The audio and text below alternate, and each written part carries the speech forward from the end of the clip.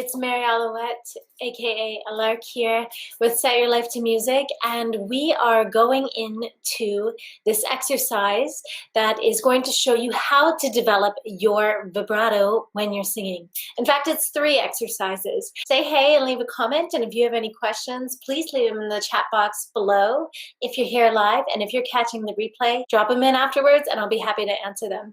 So what vibrato is air pressure plus vocal cord tension that gives that slight variance in pitch. And here's a demonstration. Ah, so you can sing a straight tone, ah, with vibrato, ah, or you can vary the width of the vibrato like this.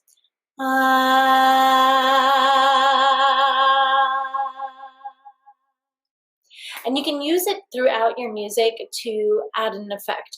First, let's get into these 3 exercises. So here's one that you can do, a simple note bend on the vowel E. And so you're looking to feel the sensation of a semitonal movement.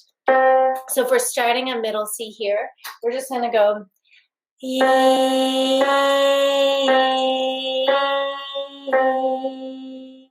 And then you're going to move up by semitone. Now from C sharp to D.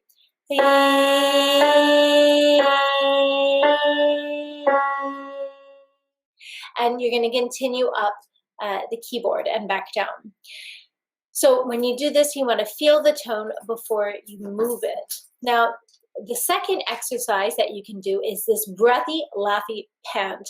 It's like a laugh from your belly. So this is to wake up the diaphragm. And here's an example. Ha ha ha ha ha ha. And then we're going to do them pitches. Ha ha ha ha ha ha ha ha ha ha ha ha.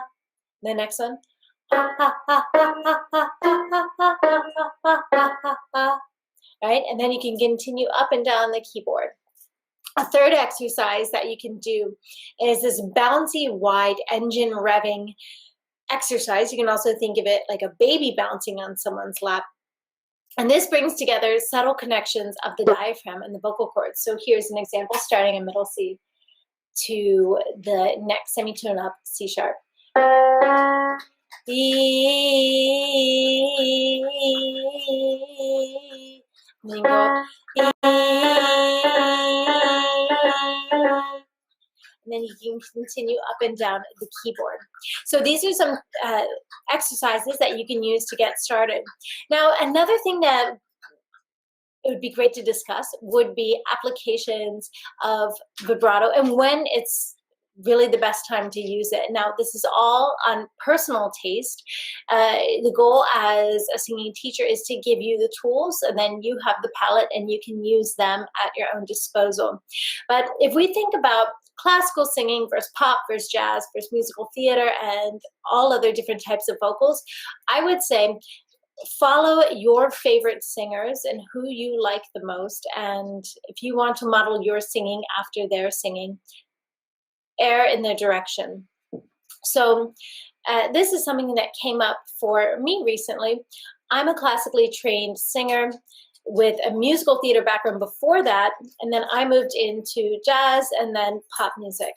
I also was working with a client recently who had a similar background working in classical music and now wanted to go more into pop music.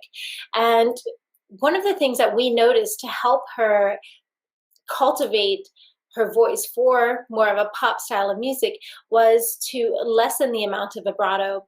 And sometimes you don't even know that you're doing it until you record yourself singing and you hear it used throughout. So vibrato, usually in non-classical music, as a blanket statement, should be used to accentuate high notes and the ends of phrases and the ends of a song, because it signifies closure. And if your audience gets it too soon, they're going to feel the arrival. They're going to feel like, okay, I've heard enough. So listen closely and see, for example, if you want to decrease the amount of vibrato in your sound, you can think, as you're singing through notes in your phrase, do you want to have vibrato in between each note. Maybe you want to add more breaths or more pauses in between your words and phrases, and only add the vibrato on at the end, because in more non-classical type of music, the vocals are more conversational. Versus classical singing, vibrato is part of the tone that is delivered throughout a vocal line. So those are just some things to think about. Now I challenge you to listen to your favorite singers and note when they're using vibrato. Also practice like them. See if you can mimic their sound. It doesn't mean that you have to sing ultimately like them, but use that as an exercise.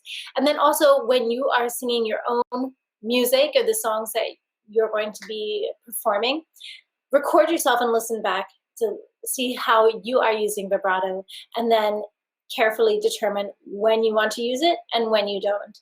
All right, so those are some tips. If you have any questions, please drop them in the comment box below. And thank you so much for joining in. And I have created 7 free guided vocal exercises for you. So if you want to get started on honing your voice, go to setyourlifetomusic.com/free guided vocal exercises. And these have demonstrations and downloadable MP3s that you can listen to and practice along with in your home, in your car, or wherever feels good to you in the practice room. So go get those at setyourlifetomusic.com/free guided vocal exercises. All right, thanks so much. Lots of love. Bye.